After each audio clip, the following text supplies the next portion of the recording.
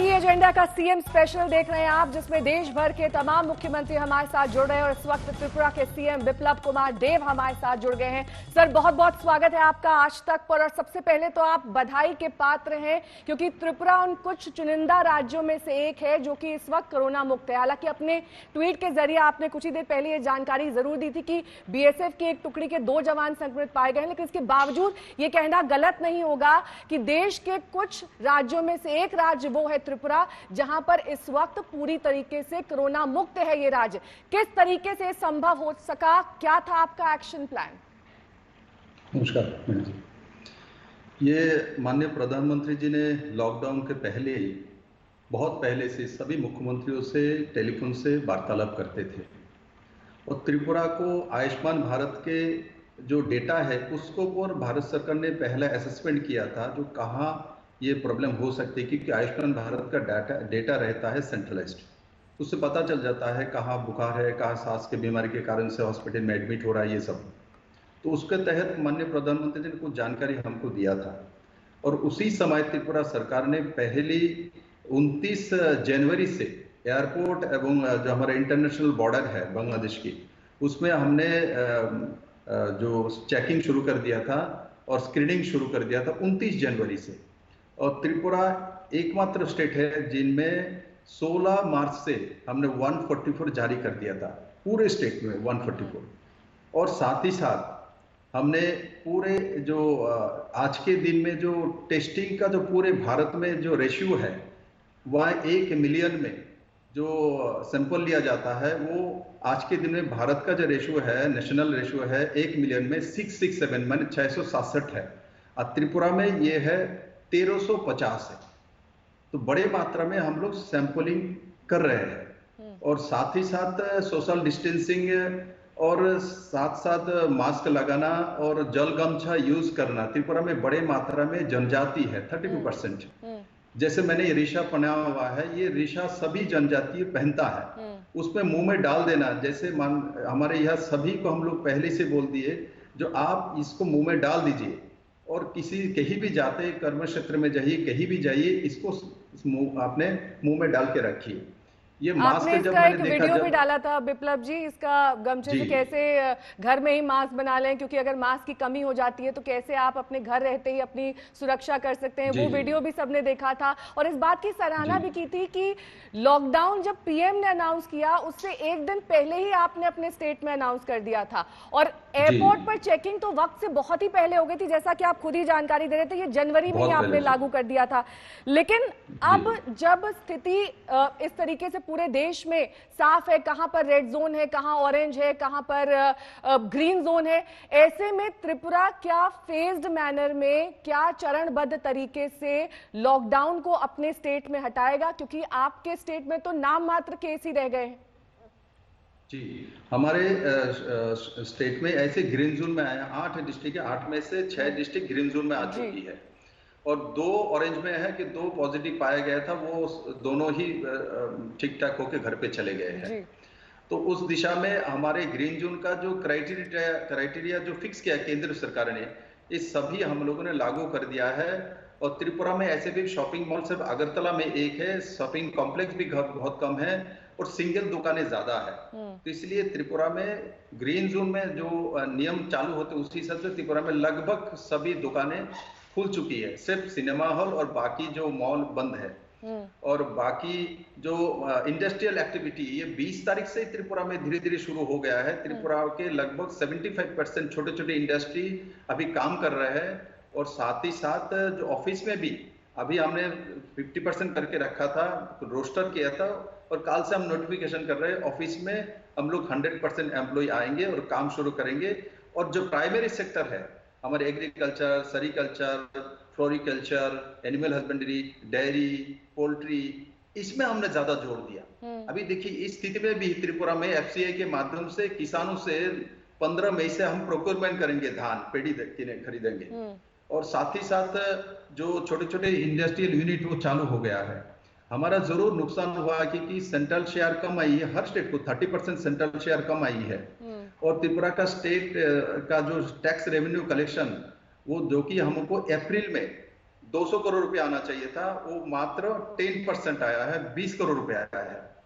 तो उस दृष्टि से इनकम तो सरकार की कम हुई, किंतु लेवल हम मेंटेन कर लेंगे, क्योंकि हमने अपने छोटे छोटे इंडस्ट्री और विशेषकर प्राइमरी सेक्टर वो सेक्टर है, क्योंकि वो आपको 6 महीने में रोजगार दे सकता है, फिशरी आपको 1 साल में रोजगार दे सकता है। इसमें हमने काम शुरू कर दिया, और इसमें काम आज से नहीं, लॉकडाउन के 3 महीने पहले से हमने एक योजनाबद्ध तरीके से, त्रिपुरा छोटा स्टेट है, बड़ी इंडस्ट्री नहीं है, इसलिए प्राइमरी सेक्टर को आगे बढ़ाना है, उसी दिशा में हमने काम करा, और ये जाके अभी हमारे लिए बहुत लाभदायक हुआ है।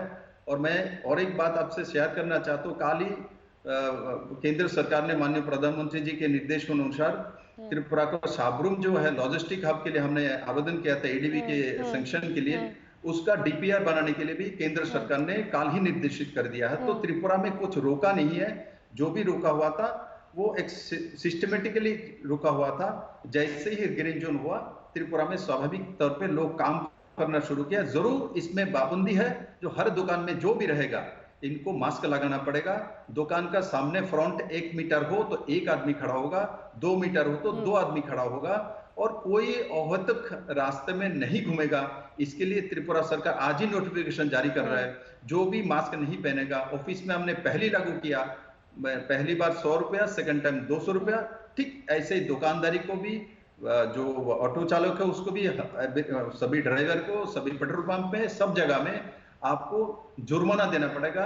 हम लोग एक फी धारित कर रहे हैं, इसमें उस तरीके से राज्य सरकार काम करे भी, क्योंकि कोरोना चले गए, कोरोना आएगा, कोरोना जाएगा, ये जब तक वैक्सीनेशन नहीं आएगी तब तक इसके साथ हमको लड़ाई करना पड़ेगा। आपने कहा भी कि अब ये जीवन शैली का हिस्सा बन जाएगा ये वायरस, और इससे हमें बार बार रूबरू होना पड़ेगा जब तक कि वैक्सीन नहीं आ जाती है। लेकिन सर एक बात और मैं आपसे जानना चाहूंगी, वो ये कि इस वायरस के चलते, इस क्राइसिस के चलते, क्या अब भी नॉर्थ ईस्ट गेटवे बन पाएगा सबसे बड़े एक्सपोर्ट हब के तौर पर? क्योंकि चिटागोंग पोर्ट से एक्सपोर्ट के लिए आपने तमाम पेशकश की, आपने लोन की भी पेशकश की, आपने कहा कि इंडस्ट्रियल फूड आइटम्स हम चिटागोंग पोर्ट से एक्सपोर्ट करना चाहते हैं, ये अब भी संभव हो सकेगा? बिल्कुल, इसी दिशा में लॉजिस्टिक हब का जो आज एडीबी का लोन सैंक्शन करने का और प्लस डीपीआर बनाने का जो दिशा निर्देश आई है, उसी दिशा से, क्योंकि वही एक नॉर्थ ईस्ट का जो कॉरिडोर है वो त्रिपुरा ही बनेगा। क्योंकि आप देखिए पूरे नॉर्थ ईस्ट ही कोरोना से सेफ है, और जो भी आसाम में बड़े मात्रा में जो हुई है वो निजामुद्दीन से आया हुआ है, तबलीग वाले का है। हमारे यहाँ भी जो अभी जो केस पाया गया है दोनों, वो भी तबलीग वाले ही, जो मेरठ से टीएसआर त्रिपुरा स्टेट राइफल का एक जवान ट्रेन से आ रहा था, तो उसके साथ वो तबलीग वाले थे जो कि सिलचर में उतरे हैं। तो उससे उसी ट्रेन में मेरे बहन भी थे, उनका अस्थमा का बीमारी थी, तो बहन को पकड़ लिया, तो बाद में देखा वो टीएसआर का जवान भी पकड़ा गया। ठीक है, दोनों सुस्त होके त्रिपुरेश्वर में आके आशीर्वाद से घर चले गए। और ये त्रिपुरा और नॉर्थ ईस्ट में आपको एक बात बताता हूँ, नॉर्थ ईस्ट का आप देखिए गली मोहल्ले कम होता है, या बड़े मात्रा में जनजाति है, वो अलग अलग जगह पे रहता है, सोशल डिस्टेंसिंग मेंटेन करता है। ये हमारे प्रकृति में के साथ हम लोग उस तरीके से जन्म से बड़े हुए हैं। इसलिए बड़े शहर में जैसे गली मोहल्ले, उसमें घिंजी, उसमें प्रॉब्लम आती है। त्रिपुरा से लेके पूरे नॉर्थ ईस्ट ऐसा नहीं है, देखिए नीट एंड क्लीन है, अलग अलग जगह पे घर है, सोशल डिस्टेंसिंग मेंटेन किया हुआ है। तो उस कारण से यह कोरोना के प्रभाव स्वाभाविक तौर पे कम होगा। दूसरी बात, पहाड़ी अंचल में रहने के कारण से हमारे पास इम्यूनिटी पावर बहुत ज्यादा है, मेहनत करने का, उसको डाइजेस्ट करने का शक्ति बहुत ज्यादा है। बहुत ज्यादा हम लोग आयुर्वेदिक मेडिसिन के ऊपर डिपेंडेंट है। हम लोग ये जो जंगल के पत्ता लता, ये सब जनजाति लोग इसको यूज करता है। किसी का पैर टूट गया तो पत्ते से बांध देता है, उसी से ठीक हो जाता है। ये सब ये नॉर्थ ईस्ट की तरफ है, जिस कारण से। विप्लव जी, ये तो बात हुई इम्यूनिटी की, सोशल डिस्टेंसिंग की, और जिस तरीके से त्रिपुरा में घर भी अलग अलग होते हैं, सोशल डिस्टेंसिंग मुमकिन हो पाती है। लेकिन जो राज्य थिकली पॉपुलेटेड है, जैसे कि महाराष्ट्र, दिल्ली, उत्तर प्रदेश, उन राज्यों को सीएम को आप कोई एडवाइस देना चाहेंगे कि कैसे संक्रमण को फैलने से रोके? जिस तरीके से आपका जो स्टेट है वो एक रोल मॉडल के तौर पर उभर कर सामने आ रहा है। मैं इतना ही कहूंगा, क्योंकि ये सब चीफ मिनिस्टर, कोई जो चीफ मिनिस्टर मेरे से बहुत बड़े हैं, बहुत कालों से सीएम रहे हैं और रहा है, तो मैं इनसे इतना निवेदन करूंगा, जो आप स्ट्रिक्टली आपके जो एडमिनिस्ट्रेशन में जो ऑफिसर है, इनको जो दायित्व दिया हेल्थ में, पुलिस में, आपके बाकी सब एडमिनिस्ट्रेटिव विभाग में, उसमें कड़ाई से आप जो केंद्र सरकार का जो नियम कानून लागू करवाइए, उसमें कोई रिलैक्सेशन मत दीजिए। लगेगा भाई मैं बहुत कड़ा चीफ मिनिस्टर हूं, लगने दीजिए, नाराज होने दीजिए। जब बच जाएगा तो प्रधानमंत्री ने जो बोला जान हो तो जहान, तो अपने आप समझ में आएगा जान है तभी ना जहान मिलेगा। और साथ ही साथ मैं ये कहूंगा, क्योंकि अभी मुंबई में बहुत गलियां है, दिल्ली में गली है, तो इसमें बहुत प्रॉब्लम आएगी। तो इसलिए वहां जो सैनिटाइज वगैरह ये सब हो रहा है, किंतु इसको लड़ने के लिए एक ही व्यवस्था है, मास्क सब पहने, जागरूक रहे, नीट एंड क्लीन रहे, और साथ ही साथ जो आयुष का जो गाइडलाइन है उसको लागू करे कड़ाई से। मैं सभी सीएम को बोलूंगा, माननीय प्रधानमंत्री जी ने आयुष मंत्रालय का जो गाइडलाइन दिया है इम्यूनिटी पावर बढ़ाने के लिए, चाहे आप गरीब में रहे किंतु इम्यूनिटी पावर बढ़ाने के लिए ये आप यूज करिए, तुरंत करिए, इससे बड़ा लाभ होगा आपको, इसी से आप निकाल सकते हैं। और सोशल डिस्टेंसिंग मेंटेन करिए, और आयुष मंत्रालय का जो गाइडलाइन है माननीय प्रधानमंत्री बार बार बोल रहे हैं, उसको जीवन में लागू कर दीजिए, वही आपका रास्ता निकालेगा, वही आपको विप्लव जी, सुस्त रखेगा। जब इस वायरस के बारे में पूरे देश में जागरूकता फैल रही थी, उससे बहुत पहले त्रिपुरा ने एक्शन लेना शुरू कर दिया था। आपने अपना इंटरनेशनल बॉर्डर जो कि बांग्लादेश से सटा हुआ है उसे बंद कर दिया, आपने अपने जो राज्य का बॉर्डर असम से सटा हुआ है उसे बंद कर दिया ताकि किसी तरह से संक्रमण ना फैले। लेकिन अब जो ट्रेन सेवा बीते कुछ दिनों में शुरू हुई है प्रवासी मजदूरों के लिए, आप उसको कितना सही कितना जायज मानते हैं? क्या उस तरीके से जब मजदूरों को पहुंचाया जाएगा संक्रमण फैल पाए और ना फैल पाए उसको रोक पाना संभव होगा? मैं आपके चैनल के माध्यम से विनम्र निवेदन करूंगा सभी भारतवासियों को, मैं तो त्रिपुरा राज्य का काम करता हूं, छोटा सा मेरा राज्य है, जो पैनिक ना करे, अति उत्साहित ना हो, जब तक सही व्यवस्था ना हो तो आप तब तक उस जगह से मत हिलिए, क्योंकि अब जहां है सुरक्षित है, जैसे ही आप रास्ते में निकलेंगे आपके लिए कोरोना बैठे रहेंगे। इसलिए मैं किसी को आप जाइए आप मत आइए ये नहीं बोलूंगा, सबका अपना अपना मत है, किंतु मैं जरूर कहूंगा आप जहां है वहां सुरक्षित है।